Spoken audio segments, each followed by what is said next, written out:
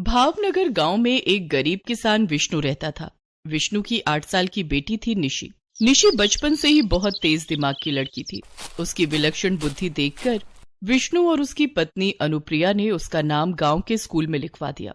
पूरे गांव में एक ही स्कूल था जिसमें गांव के सभी बच्चे पढ़ते थे। निशी पढ़ने लिखने में काफी होशियार थी। टीचर के पूछे गए प्रश्न का वो सभी बच्चों से पहले जवाब देती। स्कूल के सभी टीचर और प्रिंसिपल निशी को बहुत पसंद करते थे और दूसरे बच्चों को निशी की मिसालें दिया करते थे। नेहा, तुम्हारी इंग्लिश कितनी कमजोर है, आज तो तुमने अपना होमवर्क भी पूरा नहीं किया। निशी को देखो, रोज अपना होमवर्क भी पूरा करके लाती है और उसकी इंग्लिश भी कितनी अच्छी है। सभी बच्चों ध्यान से सुनो, तुम लोगों को किसी भी चीज में कुछ पूछना हो और क्लास में मैं ना रहूं तो निशी से पूछना। निशी तुम लोगों को सब समझा देगी। निशी की काबिलियत देखकर उसे क्लास का मॉनिटर बना दिया गया था। अब क्लास के दूसरे बच्चों को निशी की बात माननी पड़ती थी।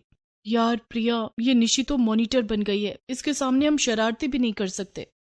हाँ यार, नहीं तो मैडम से हमारी कंप्लेन कर देगी। इसके सामने हमें पढ़ने का नाटक करना पड़ता है। नेहा, प्रिया, क्या बातें हो रही हैं? तुम लोग अपनी अपनी किताबें खोलकर पढ़ाई करो। खुद को क्लास टीचर समझ रही है।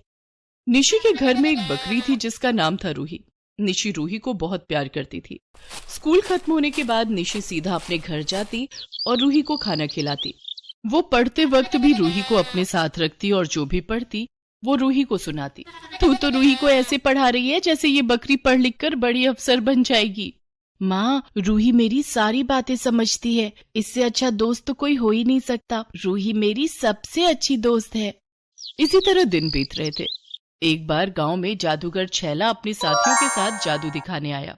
स्कूल के बच्चों को भी जादू देखने के लिए ले जाया गया। बच्चों, कल हम लोग जादू देखने जाएंगे, कल सब रंग बिरंगे कपड़ों में स्कूल आना। बच्चे बहुत खुश थे कि उन्हें जादूगर छैला का जादू देखने को मिलेगा। दूसरे दिन सभी बच्चे अच्छे से तैयार होकर स्कूल आए। सभी बच्चों को स्कूल की तरफ से जादूगर छैला का जादू दिखाने ले जाया गया। सभी बच्चों ने जादू देखा। वे सभी जादूगर छैला का जादू देखकर अचंभित हो रहे थे। बच्चों ने देखा कि जादूगर छैला ने कैसे एक लड़की को तोता बना दिया और फिर उसे वापस लड़की बना दिया। फिर जादूगर छैला ने एक आदमी को खरगोश बना दिया और कुछ देर बाद खरगोश फिर से आदमी बन गया। दूसरे दिन स्कूल में, प्रिया, तूने देखा, जादूगर छैला इंसानों को जानवर बना देता है और फिर से उन्हें इंसान बना देता है। हाँ यार, क्या कमाल का जादू था। मुझे तो अपनी आंखों पर यकीन ही नहीं हो रहा था। मेरे दिमाग में एक आइडिया आया है। हमें निशी से बचने के लिए जादूगर छैला की मदद लेनी होगी। कैसी मदद? जादूगर छैला हमारी मदद क्यों करेगा? हम जादूगर छैला से कहकर निशी को बकरी बना देंगे और उसके बाद। नेहा ने प्रिया के कानों में कुछ कहा। वाह, क्या आइडिया है, बाकी बच्चों से भी बात कर लेते हैं। नेहा और प्रिया ने क्लास के सभी बच्चों को अपना प्लान बताया। सभी बच्चे राजी हो गए। निशी, हम सब कल जादूगर छैला से मिलने जाएंगे, क्या तुम हमारे साथ चलोगी? जादूगर छैला के पास? हाँ, मैं भी चलूंगी, मुझे भी उसके जादू फिर से देखने हैं। दूसरे दिन स्कूल की छुट्टी होने के बाद सभी बच्चे निशी को लेकर जादूगर छैला के पास गए। जादूगर छैला, हमें आपका जादू फिर से देखना है। हाँ, क्यों नहीं बच्चों, बताओ तुम्हें कौन सा जादू देखना है? आप निशी को जादू से बकरी बना दीजिए। ठीक है बच्चों। नहीं, मुझे बकरी नहीं बनना है। घबराओ मत निशी, मैं तुम्हें वापस इंसान बना दूंगा। ठीक है। जादूगर छैला ने अपने जादू से निशी को एक बकरी बना दिया, जिसे देखकर सभी बच्चे जोर जोर से हंसने लगे। जादूगर छैला को लगा कि बच्चों को उसका जादू बहुत पसंद आया है। बच्चों के साथ वो भी हंसने लगा। इसी बीच नेहा और प्रिया ने बकरी बनी निशी को वहां से भगा दिया। कुछ देर बाद, अरे वो बकरी कहाँ गई? वो बकरी, वो तो चली गई। कहाँ चली गई? उसे वापस इंसान बनाना है, उसे ढूंढो। जादूगर छैला उस बकरी को ढूंढने लगा, लेकिन नेहा और प्रिया ने तो उसे दूर भगा दिया था। जादूगर छैला बहुत दुखी हो रहा था। इधर बकरी बनी निशी अपने हाल पर आंसू बहा रही थी। बकरी बनी निशी अपने घर आ गई और अपने कमरे में जाकर बिस्तर पर बैठ गई। उसकी बकरी रूही भी वहीं थी। अरे, घर में एक और बकरी कहाँ से आ गई? अनुप्रिया ने बकरी को भगाने की बहुत कोशिश की, लेकिन बकरी बनी निशी अपने बिस्तर से हटने का नाम ही नहीं ले रही थी। बकरी की आंखों से लगातार आंसू बह रहे थे। अनुप्रिया कुछ समझ नहीं पा रही थी, लेकिन रूही शायद निशी को पहचान गई थी। रूही निशी के पास जाकर उसके गले से लग गई। तो ये दोनों दोस्त हैं। अब हालत यहाँ तक पहुँच गई है कि हमारी बकरी अपने दोस्तों को घर भी बुलाने लगी है। मैं अभी इस बकरी को घर से बाहर कर दूंगी। अनुप्रिया बकरी बनी निशी को डंडे से मारने लगी। निशी लगातार मिमियाती रही लेकिन अपने कमरे से नहीं हटी।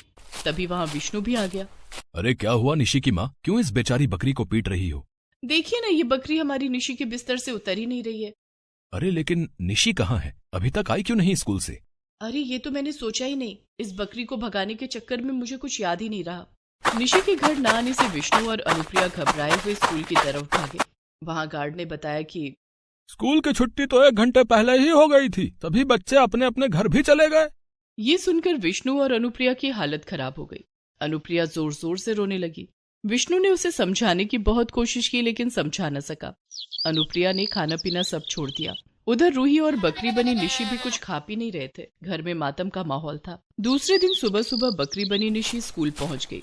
निशी ने देखा कि क्लासरूम में सारे बच्चे बैठे हुए थे और क्लास टीचर उन्हें पढ़ा रही थी। बकरी बनी निशी क्लासरूम में जाकर अपनी सीट पर बैठ गई। अरे, क्लासरूम में बकरी कैसे आ गई? प्रिया, कहीं ये निशी तो नहीं जो बकरी बन गई थी? हाँ नेहा, मुझे भी यही लगता है कि ये निशी ही है। ये तो हमारी पोल खोल देगी। इसका कुछ करना पड़ेगा। ठीक है, आज स्कूल की छुट्टी के बाद हम इसे जंगल में छोड़ आएंगे, फिर हमेशा हमेशा के लिए इससे छुटकारा मिल जाएगा। इधर क्लास टीचर ने बकरी को क्लास से भगाने की बहुत कोशिश की लेकिन बकरी अपनी सीट से नहीं हटी। मुझे ऐसा क्यों लग रहा है कि ये बकरी कुछ कहना चाहती है। ये निशी की सीट पर क्यों बैठी है? मैडम, आज निशी स्कूल नहीं आई है ना, इसलिए उसकी सीट खाली थी और बकरी तो खाली जगह पर ही बैठेगी ना। चलो ठीक है।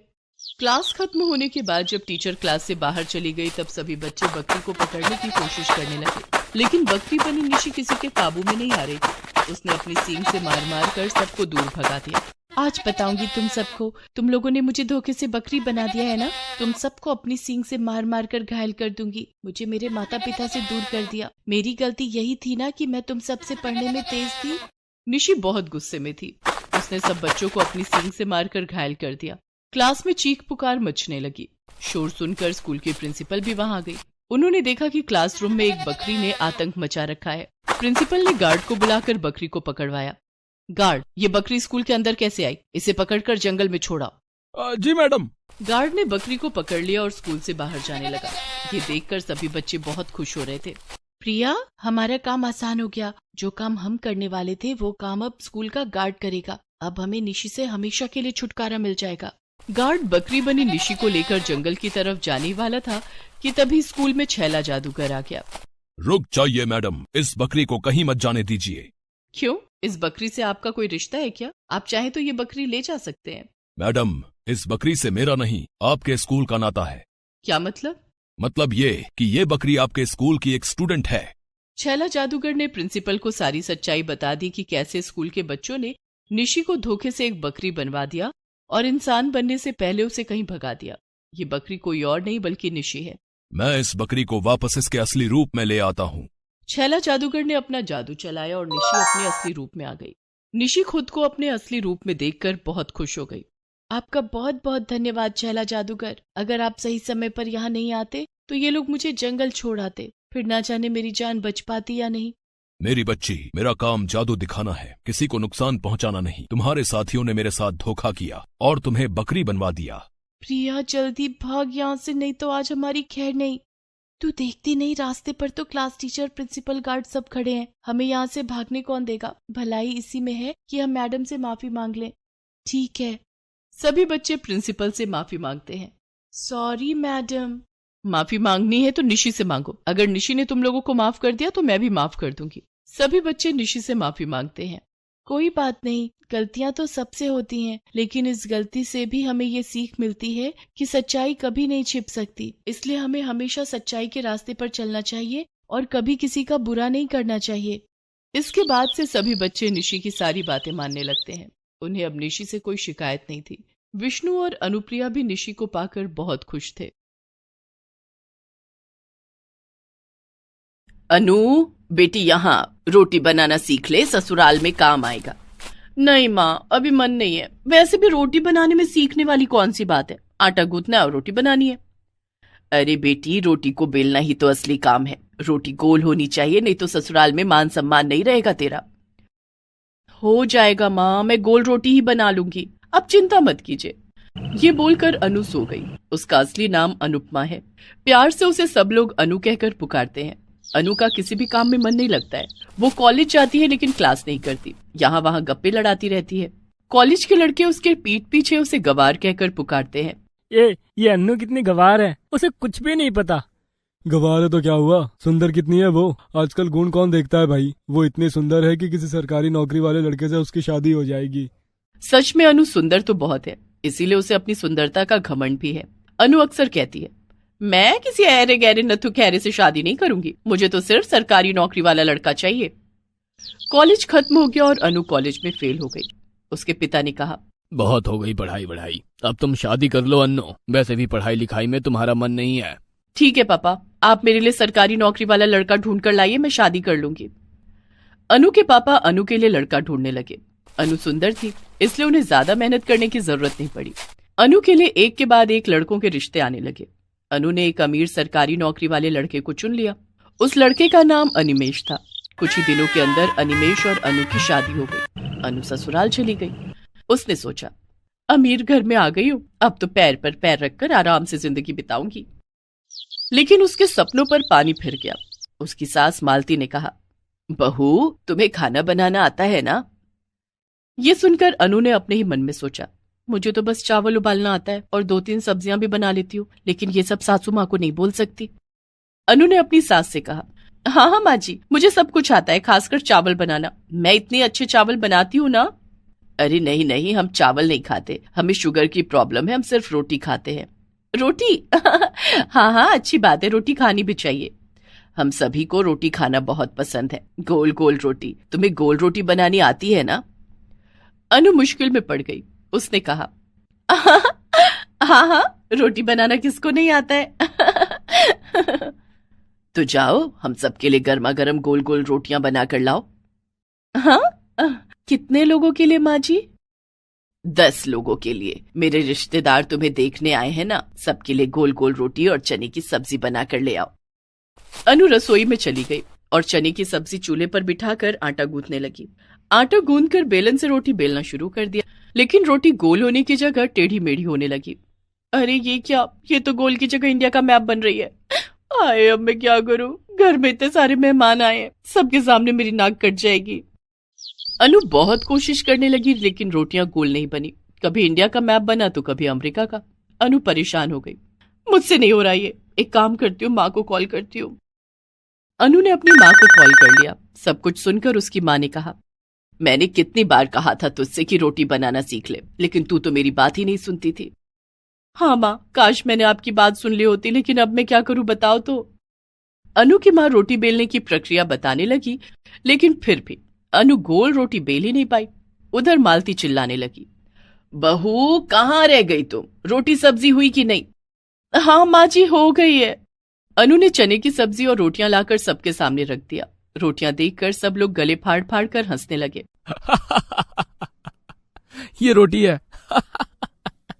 ऐसी रोटी तो मैं बचपन में बेलती थी, बहू को रोटी बनानी नहीं आती। ये कैसी बहू लाई है मालती, गोल रोटी ही नहीं बना सकती, घर कैसे संभालेगी? सबके सामने अनु की बहुत बेइज्जती हुई। सब लोग खाना खाकर चले गए। तब मालती ने अनु को बहुत डांटा। डांट खाकर अनु रोती हुई अपने कमरे में चली गई। वहां उसका पति अनिमेश भी उसे उल्टा सीधा सुनाने लगा। अगर पहले बता देती कि तुम इतनी निकम्मी हो तो तुमसे शादी ही नहीं करता मैं। कल मेरे दोस्त आने वाले हैं तुम्हारी हाथ की रोटियां खाने, कल भी इज्जत मेरी मिट्टी में मिल जाएगी। नहीं, मैं गोल रोटी बना लूंगी। लेकिन कैसे? सुनो अन्नू, अगर कल रोटी गोल नहीं बनी ना तो मैं तुम्हें मायके रखाऊंगा। रात को अनु को नींद नहीं आई। वो बस गोल रोटी कैसे बनाया जाए ये सोचने लगी, लेकिन उसे कोई आइडिया नहीं मिला। अगले दिन सुबह सुबह अनिमेश के दोस्त लोग आ गए और अनु से कहा, भाभी आ गए तुम्हारी हाथ की गोल रोटी खाने, अब बस हमें रोटी बनाकर खिला दो। हाँ, क्यों नहीं, बैठो अभी लाती हूँ। अनु रसोई में आटा गूंदने के बाद रोटी बेलने लगी, लेकिन रोटी आज भी गोल नहीं हो रही थी। पास ही में अनु ने आटा गूंदने के बाद पेड़े बनाकर रख दिए थे। तभी उसका पैर फिसल गया और वो एक पेड़े के ऊपर बैठ गई। हे भगवान, सत्यानाश हो गया। अनु खड़ी हुई और देखा वो जिस आटे के पेड़े के ऊपर बैठ गई थी वो पूरा गोल हो गया था। ये देखकर उसके दिमाग में एक आइडिया आया, अरे मैं तो ऐसे ही गोल रोटियां बना सकती हूँ। बस और क्या, अनु एक के बाद एक पेड़े के ऊपर बैठने लगी और रोटियां गोल बनती रही। वो रोटियां लेकर अनिमेष के दोस्तों के पास आई। गोल रोटी देखकर सभी बहुत खुश हो गए। अनिमेष भी खुश हो गया और मालती भी। अरे वाह, रोटी तो पूरी तरह से गोल बनी है। हाँ, बहुत अच्छी बहू, तुम तो सीख गई। हाँ भाभी, गोल गोल रोटियां खाकर तो मजा ही आ जाएगा। वो लोग रोटी खाने लगे। भाभी और रोटी बनाकर लाइए ना। अनु रसोई में चली गई। तभी अनिमेष का एक दोस्त अचार मांगता है। अरे अनिमेष, थोड़ा अचार मिल जाता तो बढ़िया होता। हाँ हाँ, तू रसोई से ले आ, जाकर भाभी को बोल दे, वो दे देगी। वो लड़का उठकर रसोई के पास गया और देखा अनु पेड़े के ऊपर बैठकर रोटियां बना रही है। वो सभी को बुलाकर लाया और सभी ने ये देख लिया। बहू, ये क्या कर रही हो तुम? ऐसे बनती है गोल रोटी?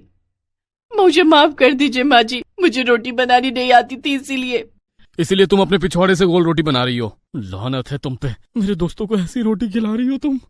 बेटा, इसे अभी मायके रख कर आ, ये हमारे घर की बहू बनने लायक नहीं है।